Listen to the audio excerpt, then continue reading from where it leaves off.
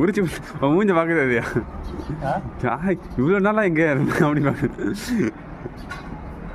நமக்கு மட்டும் அது வடிவேல் கேவல இவ்வளோ நாளாக எங்கே இருந்தீங்க? டேய் அங்கே போடாதடா.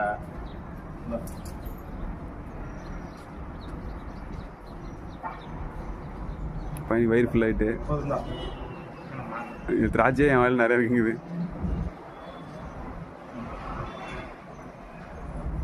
அடிக்குதுண்ணே.